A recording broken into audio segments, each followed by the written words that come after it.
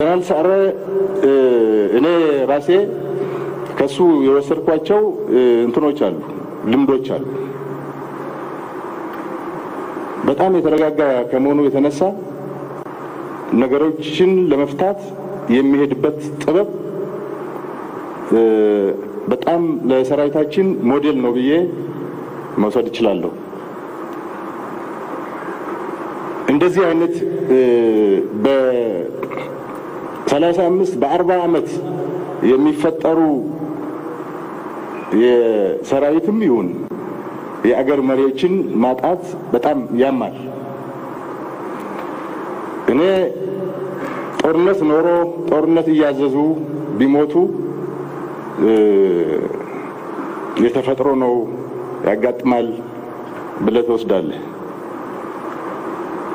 ወይ? ከእኩያቸው ተጣልተው ከእኩያቸው ጋር እርስ በርስ ቢገዳደሉ የሰው ልጅ ባህሪ ነው፣ ንዴትን መቋቋም ስላልቻሉ ነው ብለህ ተፈጥሮ ነው ብለህ ታልፋለህ። ለአገር እየሰራ ሁሉንም እያቻቻለ ሁሉንም እያገለገለ ሁሉንም እየሰማ ሁሉንም እያስተናገደ ባለበት ወቅት ምን በድሎ ነው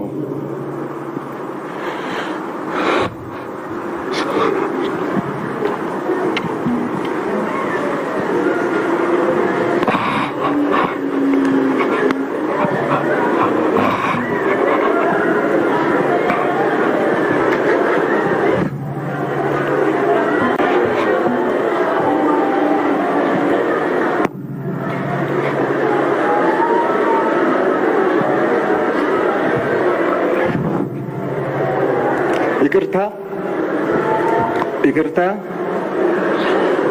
ምን በድሎ ነው የሚገደለው የሚል ጥያቄ ሳነሳ እኔ እንደ አንድ ሰው እንደ ግል ያመኛል።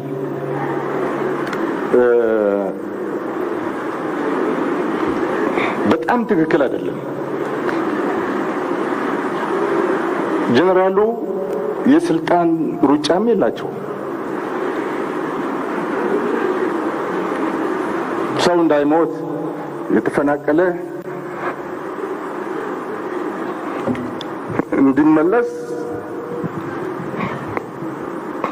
ነው እየሰሩ ያሉት። ሌላ የሚሰሩት ነገር የላቸው። አብረን ነው የምንሰራው።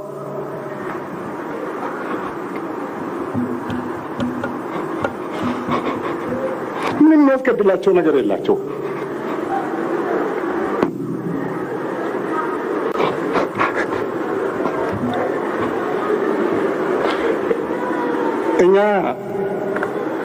እኛ ይሄ ነገር በጣም ቆጭቶናል፣ በጣም አናዶናል።